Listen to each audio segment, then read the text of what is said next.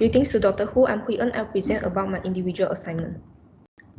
First of all, I use diabetes dataset obtained from Kaggle.com.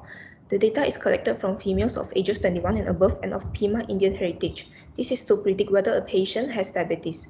This dataset contains 9 columns and 768 rows. These are the features in the dataset. First, I import the data as DF and view its head. I use Seaborn counterplot to view the outcome. The outcome is a target we want to predict, and it has 2 classes, 0 for non-diabetic and 1 for diabetic. The heat map shows the correlation between the features. For data pre-processing, I check for missing values, and there is no missing value in every column. I split the dataset into independent variable X and dependent variable Y. Z-score normalization is used to standardize the feature values to the same range. Finally, the dataset is split into 80% training set and 20% test set.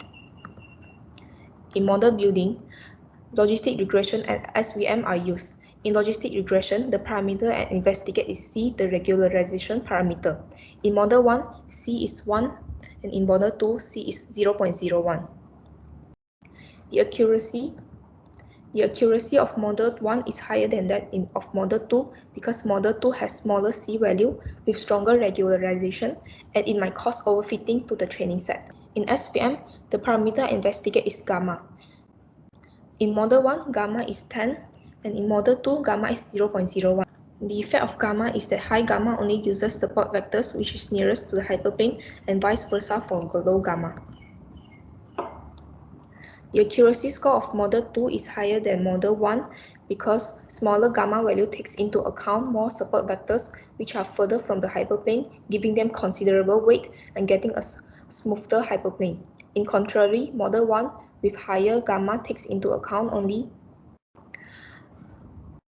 support vectors nearer to the hyperplane, and they may affect the shape of the hyperplane directly. By comparing the two classification algorithms in this case study, SVM has slightly better performance than logistic regression, as shown in the yellow highlighted boxes. But it depends on their parameters.